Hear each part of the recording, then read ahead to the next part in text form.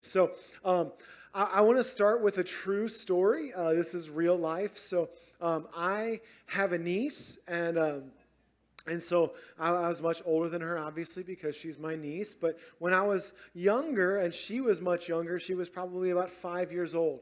When our nieces were young, we used to, as a family, kind of have them come stay with us for a week over the summer, and then we would sometimes go visit them because they lived out of town.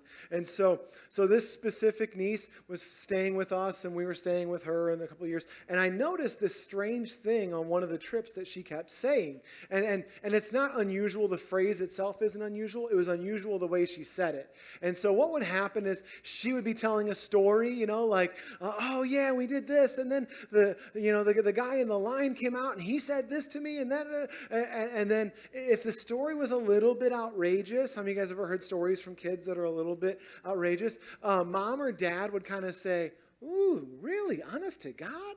And it was kind of a polite way. How many of you guys know anybody that tells stories and you kind of develop those polite ways to push back a little bit and say, "Are you sure this is true?"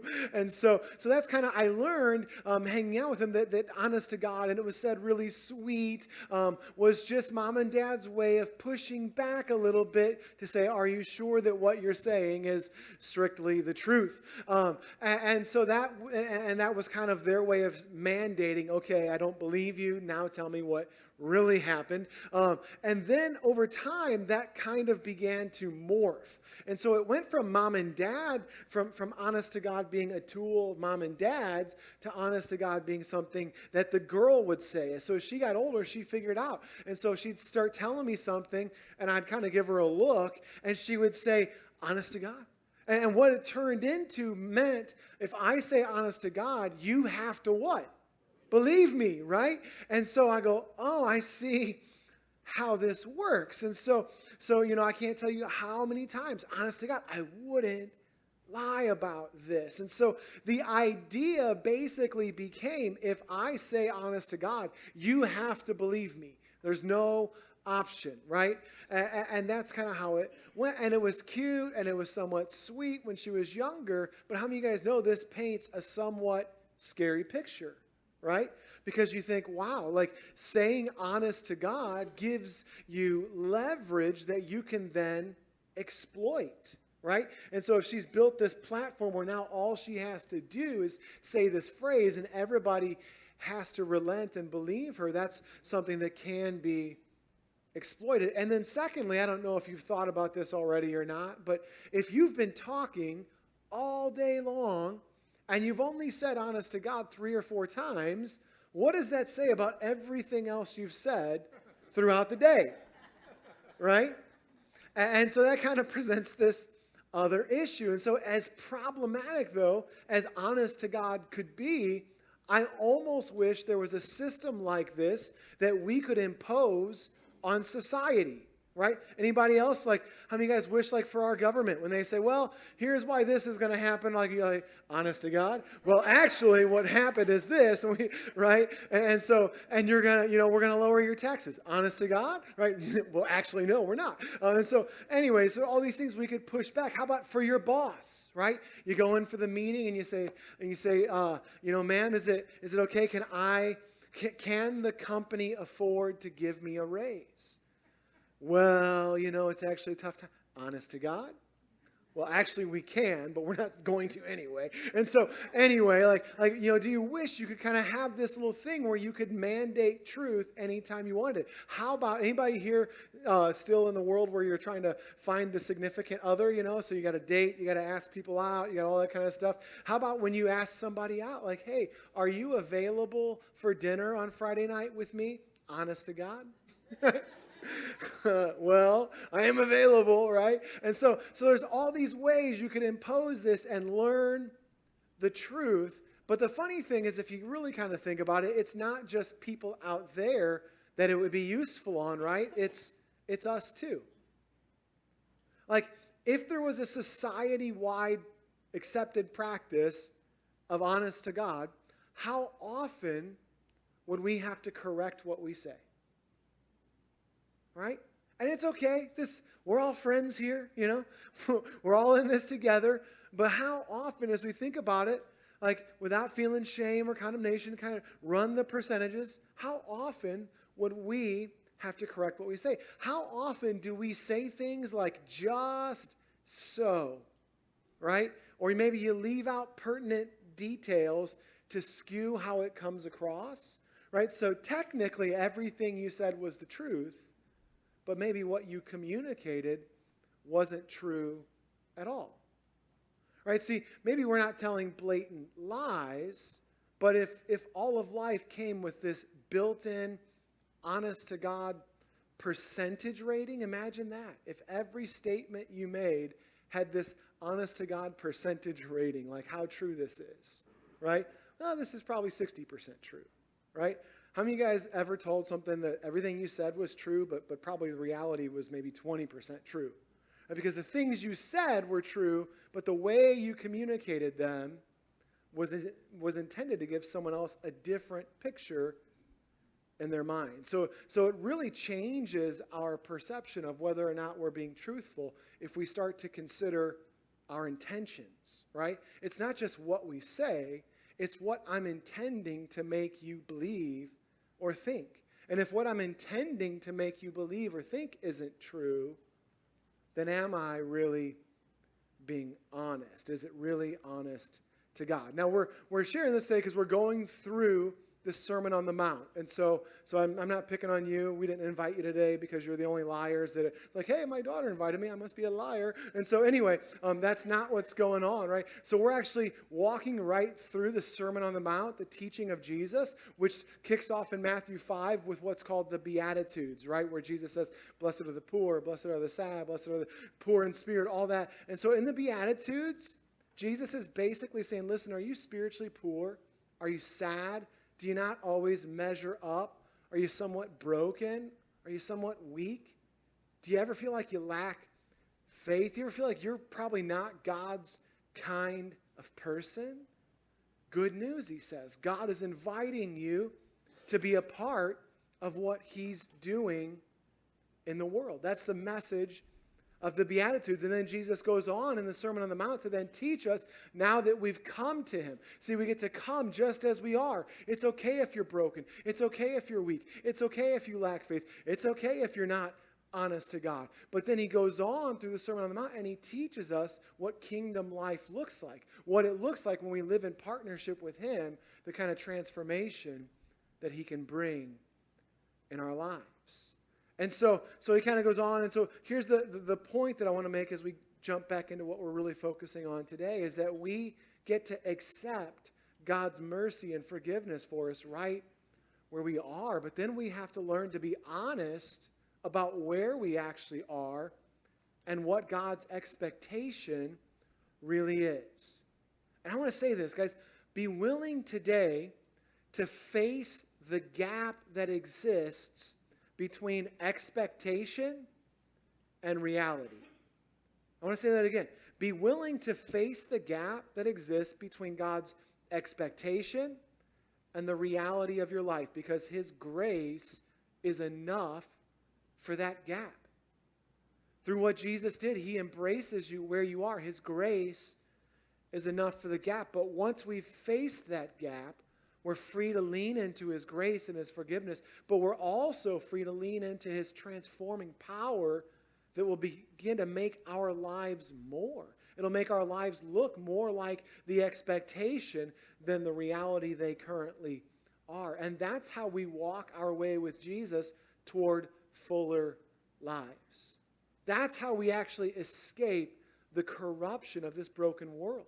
You see, there's so many patterns and ways that we live that then end in wreckage for our lives. How many of you guys have experienced that? It's like, it's not the devil. For some of us, the devil doesn't even have to know your address. Like, you can throw enough stuff up in the air on your own that comes crashing back down because of the patterns and the way that we live. So Jesus, through the Sermon on the Mount, is inviting us into something more. So we're going to read his words and then jump into the rest of today. Matthew 5:33 through 37 says, again, you've heard that it was said of people long ago, do not break your oath, but fulfill to the Lord vows you've made. But I tell you, do not swear an oath at all, either by heaven, for it's God's throne, or by the earth, for it's his footstool, or by Jerusalem, the city of the great king.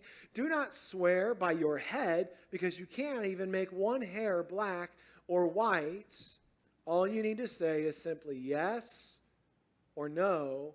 Anything beyond this comes from the evil one.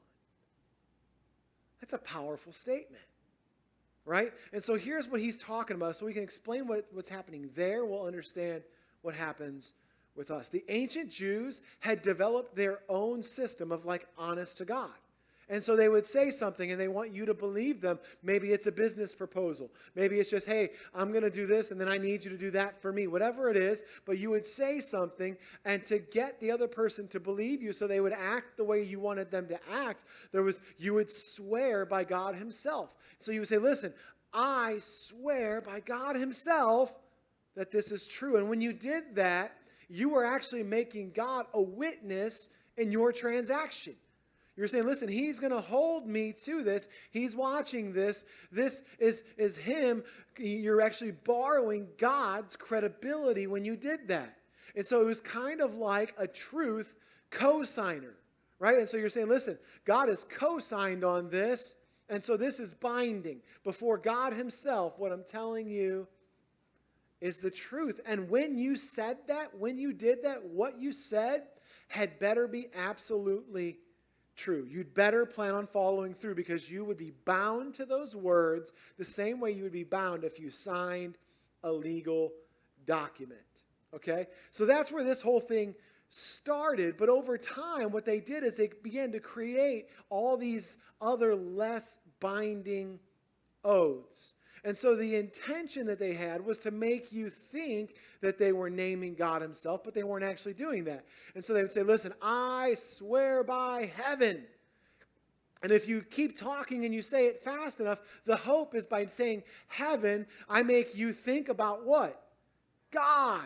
And so as you're listening, if you're not listening super close, you might think I actually swore by God. But if I swore by heaven, it gives you the kind of same idea, but maybe I'm not as bound to it. Or maybe I wouldn't swear by heaven, I would swear by the temple itself, or maybe by Jerusalem or something like that. And so there would be all these other things that had this imagery of God connected to them, but it wasn't actually swearing by God. And so the people were actually trying with these lesser vows. They wanted to get that person to trust them and to agree to whatever it was they wanted them to agree to, but they also wanted a back door out of this if they needed it, right? And so if they did have to back out of this agreement, if they did for some reason fail to follow through with what they said, then what they would say is, well, technically, I didn't actually swear by God. I mean, I swore by heaven. Right? So even though I didn't do what I told you I'm going to do, I'm technically still not a liar. Right? And so that was what Jesus was actually talking about there. And so eventually what they did is they ended up with such a complex verbal obstacle course, right? And so then it got to where you had to know precisely how people said what they said. You had to listen very closely to exactly what they technically said to know whether or not what they were saying to you was trustworthy or not. And so people could even swear by their own head, right? And so if I swore by my own head, maybe what I'm saying is like 20, let's just give some numeric values, is 20% reliable.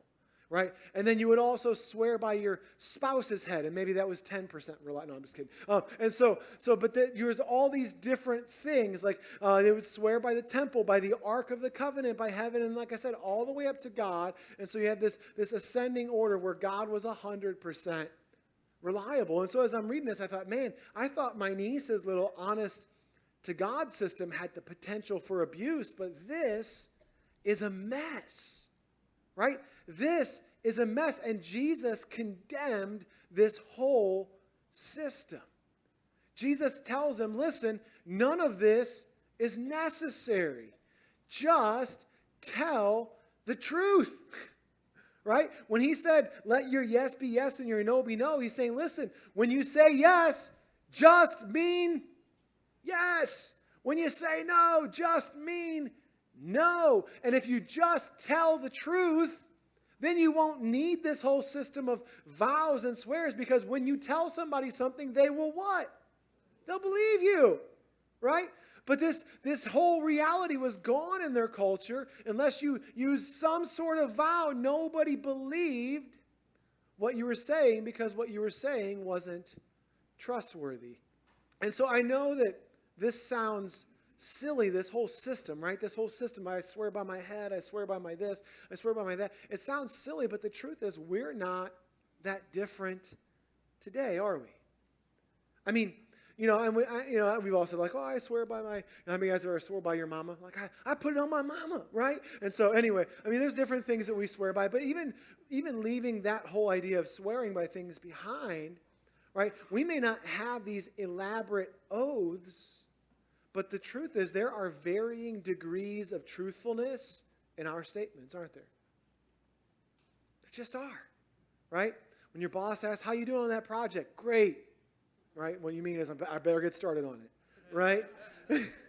Like, what's a rundown? Anyway, and so there's all these things. Like, we have varying degrees of truth. Some of us, we're not afraid to admit it. We just flat lie sometimes. Some of you guys, you don't care. You just don't care what people think, right? You didn't even fix your hair today. If you're one of those people that like, sometimes I just flat lie and I ain't even embarrassed by it, just throw your hand up, right? No, so no one's going to believe what you say the rest of the day, right? Are you telling the truth now? But anyway, and so some of us, we're okay with it, and we're okay with admitting that sometimes we just lie. Now, others of us are a little different, right? There's usually some shred of truth to what we say, but we frequently frame things in such a way so that the mental picture that someone else is getting is not really all that accurate to reality. And so the funny thing is, I want to share this with you. The first kind of person that just admits to being a flat liar sometimes is actually more honest than the second. Because the first person is only lying to someone else. The second person is lying to someone else and themselves, right? That's just reality. And so here's the thing. Jesus is condemning this whole system of oaths for one reason, because it has made people's words meaningless. Isn't that where we are today as a society? How many of you guys ever hear like a government official on TV and the news, and they say something and then they give the reason behind whatever that thing was, and you just immediately assume, well, it's anything but that is the real reason, right? And that's just how we exist now. When people hear whatever official explanation is given for anything, we just assume, okay, well, that's obviously not why it's done, but let's try to figure out what's really going on. When someone quits and they say, I want to spend more time with family, we think, okay, they got dirt on him, right? And he needs to get out of Dodge. Whatever it is, right? Like, we assume that whatever's said isn't really what's true, and then we begin working, trying to figure out what's probably true, because our words in our culture today have become completely meaningless. And that's really sad, because we've gotten to where we don't really believe anything anyone says. But Jesus is going further here. It's not just the fact that people's words are meaningless. Jesus is actually condemning the whole system of oaths because it's born from a desire to control other people. You see, rather than just presenting the information and allowing you to be free as an individual to deal with it, right? We don't want to do that. We don't want to leave you free to make your own decisions. So rather than doing that, the oath, it sought to bypass the independent will of the person you were dealing with. Right? And so when I say, listen, I swear on the temple, Alex, I'm going to give you this little thing after you give me that thing. It's going to be great, right? What I'm doing is I'm trying to bypass his will and his decision-making capacity, and I'm trying to ramrod my intention through in him. I'm trying to control I'm trying to use a remote control car. I'm trying to control me and him. Rather than just saying, listen, this is what I'm going to do. This is what you're going to do. If you're into it, let me know. Right? And so Jesus condemns that whole system because you're trying to exert power over another person. You're actually using verbal violence, right? You're trying to coerce people. It's no different than just being the biggest and the strongest and forcing your will on other people. How many of you guys ever known people that do that? They just bully, they just physically force their way. But to begin to use what we would call today, then they called it oaths. Today we would just call it manipulation, right? And so we manipulate and we try to force our will on other individual, independent people in situations. And so, rather than being, a question that someone else has a choice in, you just make it seem like there is no other option for a thinking person or a moral. How many of you guys have ever been put in a situation like that, where someone asked you for something, and the way in which they asked it made it feel like, I can't say no to this, right? If I say no, I'm a jerk. If I say no, I am not a good person. Right? And they'll frame it just right so that you have to do what they want you to do. Otherwise, you look like a person who punches puppies for fun, right? And nobody wants to be a puppy puncher, and so we go along with the manipulation. Oh, sure, I guess I'll come do that, right? Okay, yeah, no, I wasn't doing anything anyway. Oh, yeah. And so people will do that. They'll just manipulate. And essentially what we're doing, and it's not just people out there. The truth is it's people right here too, but essentially what this is, this kind of manipulation, it's an attempt to use words to herd people like cattle. Have you guys ever seen those chutes that lead like cattle to maybe like the slaughterhouse or whatever, and they open the truck and they all walk in? None of those things are tied to ropes or anything, but they've got all these gates set up in just the right way that these things only have one way to go. And so often, we craft how we say things, how we do things with other people to put these gates in place to try to control them. We try to control our husbands. We try to control our wives. We try to control our bosses at work. We try to exert all this influence on what should be the will and the prerogative of other people. And listen, that is manipulation. And at its core, it is the imposition of our will on other people through how we say what we say. What Jesus was saying is Jesus is not okay with his followers using their words in either one of those two ways. He's not okay with us using our words falsely to cause someone to believe something that simply isn't true. When we falsify our words, he's not okay with that. Right? And he's not okay with us using our words to try to push people into things that we want them to do either. And so all of that brings us to the good thing, right? All of this is the bad thing, right? When we lie to people, we're trying to take away their choice, aren't we? Right? If your boss says, "Are you finished with that?" and you say no, or you say yes, right? Then you've taken away his choice to bring correction or whatever else, or her choice. Right? Maybe you've wronged somebody. How many of you guys have ever done that? Right? And then you lie about it. See, in that moment, what you've done is you've taken away that person's choice on whether or not they're going to have mercy on you, whether or not they're going to seek restitution, whatever it is. You've exerted power over them, first in wronging them, and then in imposing your will by telling them something that isn't true so that you can take away their choice. And maybe they would have poured out God's mercy and grace on you, but you took that choice away when you lied. And so Jesus condemns all of these. And so here's what he's pointing us to, is honest, grace-filled speech. And so honest, grace-filled speech means this. It's words that are true in reality and intention. So that's the truth part, is what I'm saying true in reality and in my intentions, right? And do these words honor the freedom and the capacity of this other person? Am I honoring their freedom and their capacity as a person? And so honest and grace-filled speech, it's difficult for us to manage when we're playing God in life, right? And we have to recognize that in situations where we're not using honest, grace-filled speech, what we're trying to do is play God. And I want to review the characters that exist in your story, right? There's 4 characters in life for all of us. There's me. There's every other person. That's another character. There's God. And there's Satan and the forces of evil. right? And so each one of these characters has some influence on your life, right? And for each of us, right, there's these different roles. Now, listen, the most primary influence on your life is you. You have a role.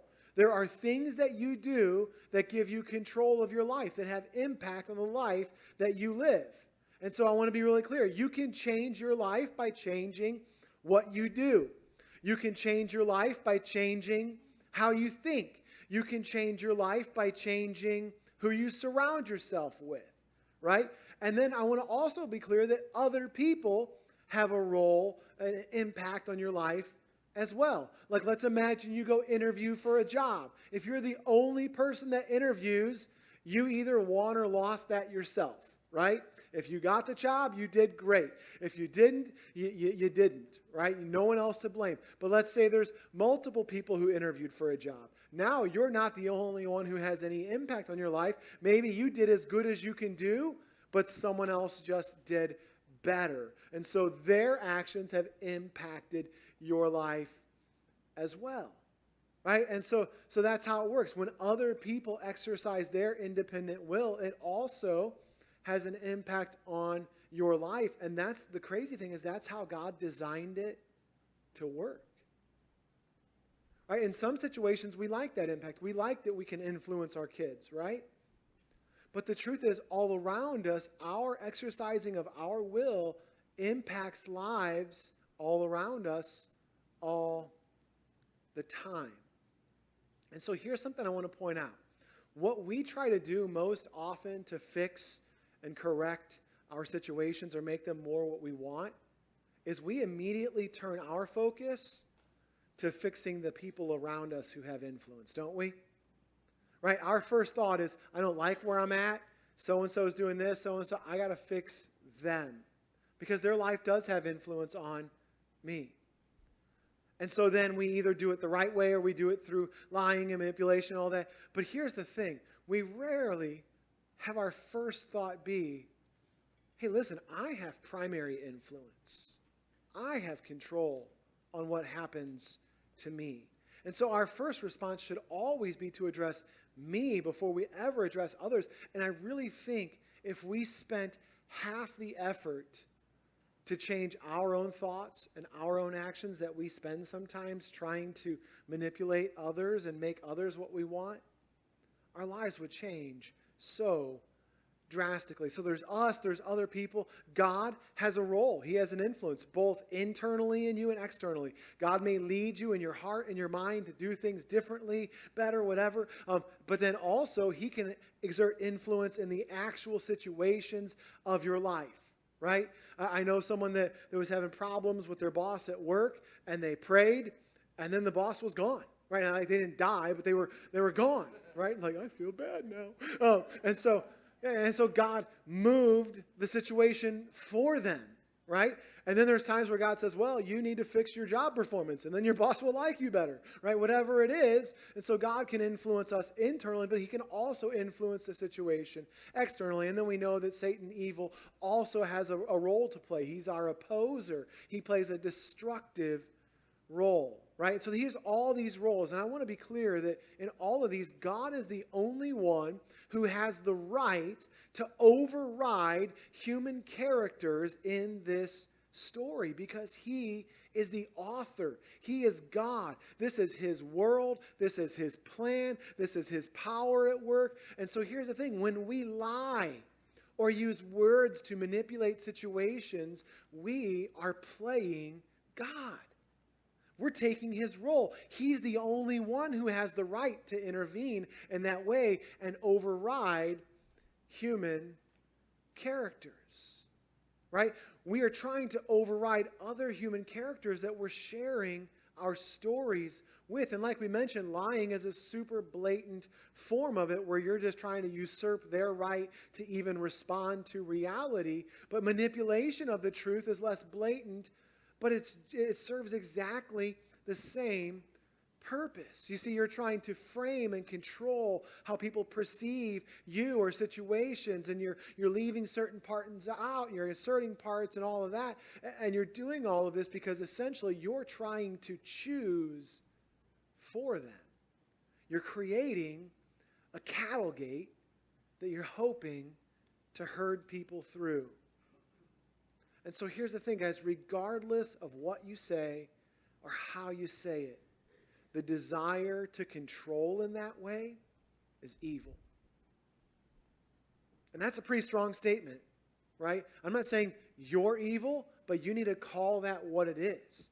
That's evil. When Jesus said, listen, all these oaths, I mean, again, this isn't me talking. This is Jesus. What did he say? All these oaths that you're doing, let your yes be yes and your no be no. None of these oaths, because anything else other than that comes from what? He said, the evil one. So this desire for us to usurp the will of other people is actually born of the evil one.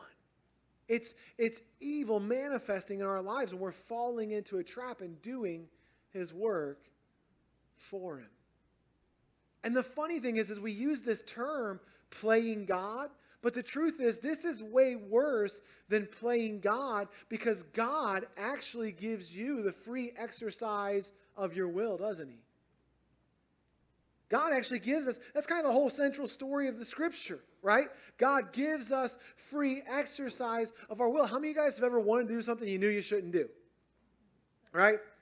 And then the truth is, like, God's merciful. He tries to help you. Sometimes you want to do something you shouldn't do, and God puts little speed bumps in front of you. You hit it, and you're like, I probably shouldn't do this. And you hit it like, I probably shouldn't do this. But then how many of you guys still went ahead and did it?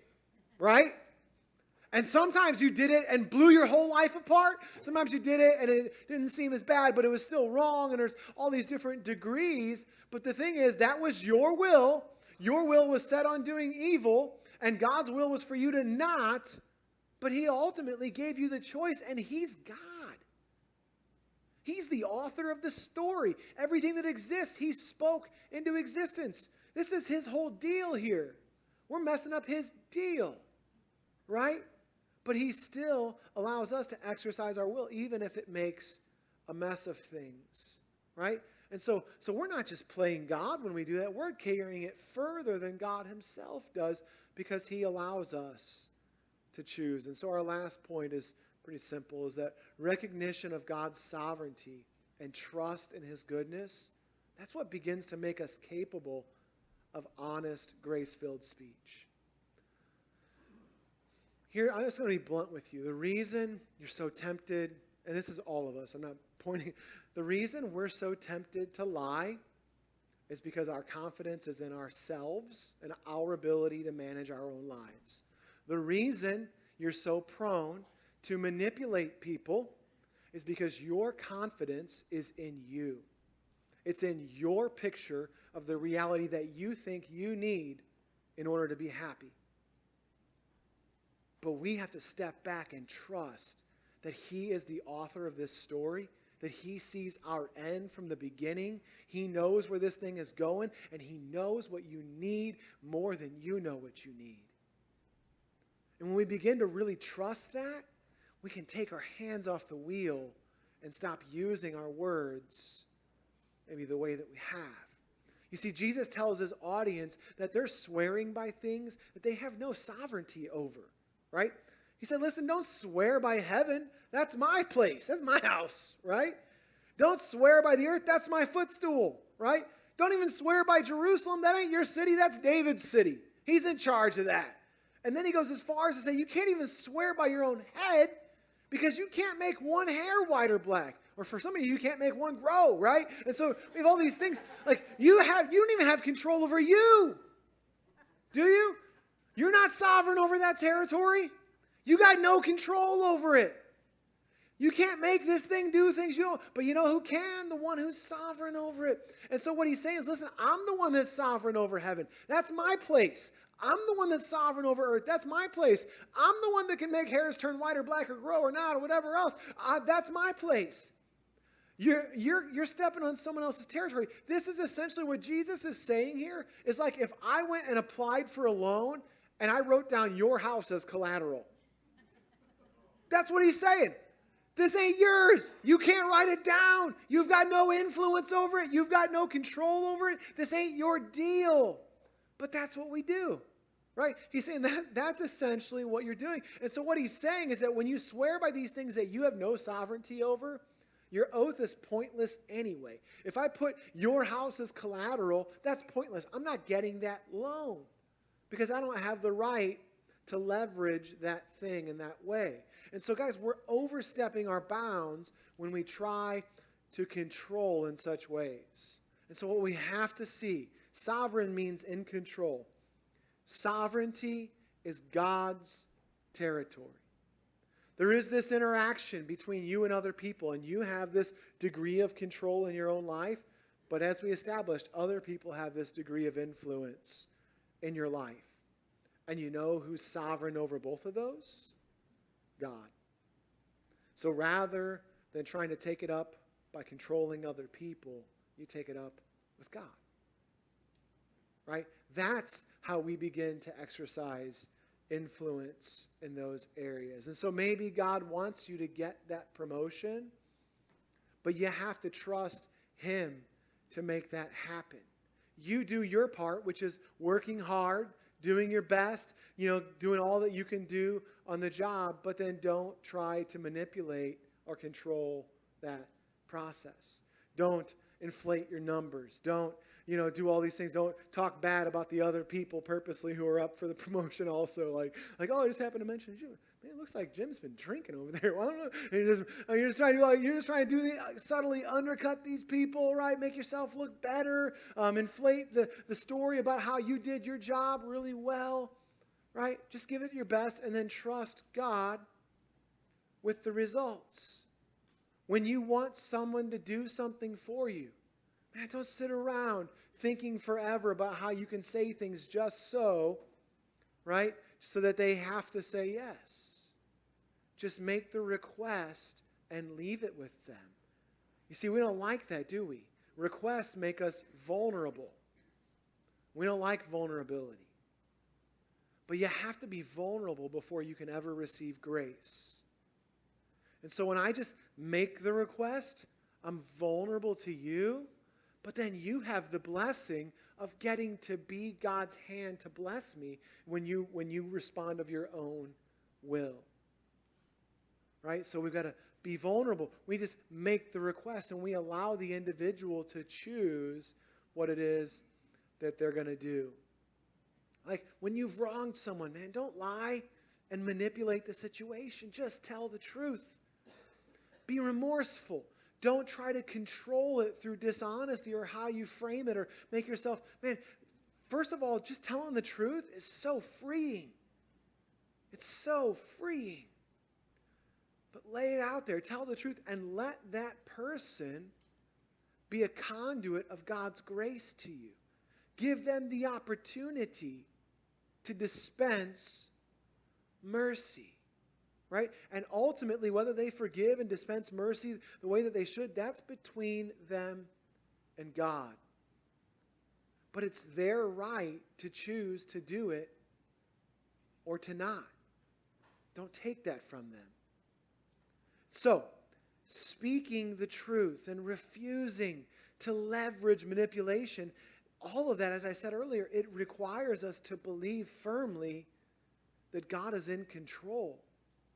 Because if God is in control, then what really matters for the quality of your life is His blessing of you. How is He inclined when He looks to you? Is He inclined to pour out blessing or not? And that's really what matters. That's really what determines how this thing is going to go. And so I want to ask you a question. I want you to ask yourself this too. It's a serious question. Do I really believe, and it's on the screen, do I really believe that I can lie or manipulate my way into a more blessed existence than God's favor will bring me? Think about that for a second. Do I really think that I can lie or manipulate my way into a more blessed existence than God's favor will bring me? When we begin to deal in honesty and generosity and grace the way that we're talking about, it begins to invite the blessing of God into our life. how many of you think he can run down better stuff for you than you can run down for yourself? He can get so much more. He can put you in so much better standing with other people than we can ever grapple for ourselves. I love Proverbs 3, 5, and 6. It says this: trust in the Lord with all your heart. Again, this is still the central thing. If you don't get this, you will not be able to change anything about how you live. Trust in the Lord with all your heart and lean not on your own understanding. It doesn't have to be your way. You got to trust that his way is going to be better. Lean not on your own understanding. In all your ways, submit to him, and he will make your path straight. Now, we don't use language like that today, make your path straight, but what that means is he's going to bless you. He's going to give you favor on the job. He's going to give you favor with the people around you. He's going to give you favor financially. He's going to give you favor in all these other areas. He will make your path straight. Right? We're so often so busy trying to push people out of our way that we short-circuit the blessing of God. Trust him, and he will make your path straight. If we'll trust him, if we'll trust that God can build more out of our integrity and obedience than we can build with leveraged words, then God will make your path straight. He will direct it. He will provide. He will help you overcome when that's necessary. And he will respond for you. And I want to tell you guys, this will make your life better. Right? It's going to be freeing to be able to just be real, to speak without thinking about what you've told people already in the past. How many of you guys have lied enough to know what I'm talking about? It's okay to tell the truth now, right? You've lied enough, and before you say anything, you got to think back to what you've said in the past to make sure you don't cross over another lie. You're like, oh great, this is getting complicated, right? And you almost need like cheat sheets with every person you talk to remember what you've told them in the past so you can not mess that up. It's so freeing to be able to just be honest. It's so freeing to not use these kind of manipulative tactics with people. It'll make your life, I want to be clear, it'll make your life a target for God's blessing. God blesses faith. When we exercise manipulation or dishonesty, we're demonstrating a lack of faith. We're demonstrating the fact that we don't believe that he's able to do for us what we want or what we need. And God responds to faith. So when you're honest, when you're grace-filled in your speech, God responds by bringing blessing into our lives. I want to tell you this, it'll cause your life to paint a more beautiful picture of Jesus. You guys know any people that are like just what they seem to be for the most part? They're so refreshing, right? People that are just, they say what they think, and not in the rude way, like people say, I don't care what people think, I just gotta speak my mind. No, you're just rude, right? That's all it is. That's not honesty. That's an over-evaluation of the importance of your opinion, right? And so that's not honesty. I just got to be real. No, you just are stuck inside your own head. And so anyway, I'm not talking about that. But people who just let what comes out is what they are. They're not putting on pretense. They're not trying to make you believe they're better than they are. And they're reaffirming, right? All that kind of stuff. When you see that, you're drawn to those people. And the truth is, what they're doing to a degree is they're painting a beautiful picture of Jesus. And God wants that for us. And then finally, when we do this, it's going to make your life like honey with people rather than vinegar.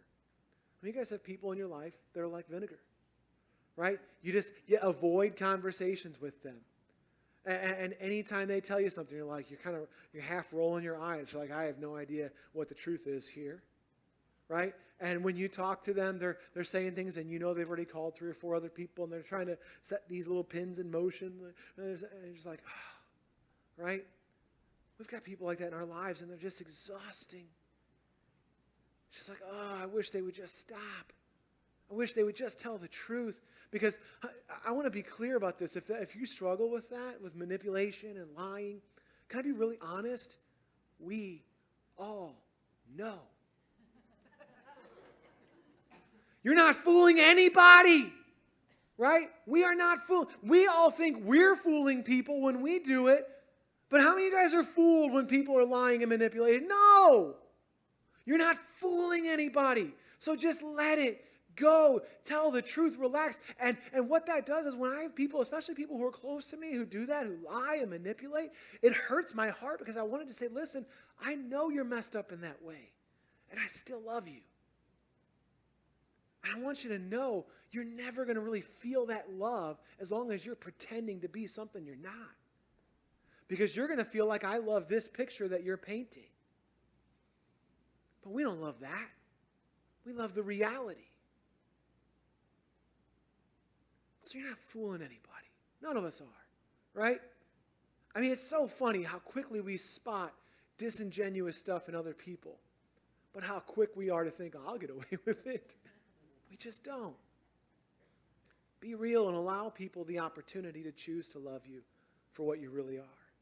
Give them the opportunity to be a funnel of God's great love and mercy that's going to embrace you right where you are. Say, listen, I see this, I know, and I love you. I want to be really clear, guys. This change that we're talking about will not come through just trying harder. It will not come through just trying harder. If if you're struggling with manipulation or with lying or any of that stuff, it's not going to come through just trying harder. You must learn to recognize when you are trying to be God, right? And this is the big take home, right? This week, probably even today, maybe even at the picnic, you're going to be talking to somebody and you're going to realize as you're saying it, what I'm saying is not totally true. And what I want you to do in that moment, you don't have to say it to everybody else, is stop yourself in your heart and say, I'm not going to try to be God. I'm not going to try to control this person's thoughts or their will or whatever it is, right? Recognize when you're trying to be God and then stop.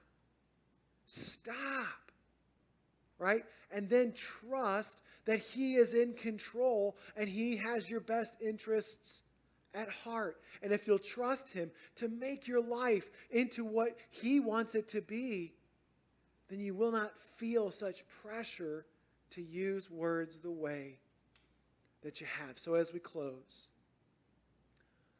guys, if we will fill our speech with grace and truth, God will fill our lives with blessing and goodness. That's the promise. Will you trust Him to do it? Right? Will you trust Him to do it? Let's pray. Father, God, this is something that hits close to home for all of us. It takes courage to be real. It takes courage to not try to leverage words the way that you corrected these people all those years ago for doing. The funny thing is as we began to read this, God, I didn't even have to explain it. We all knew what was going on because nothing has really changed in us. This is how we do things.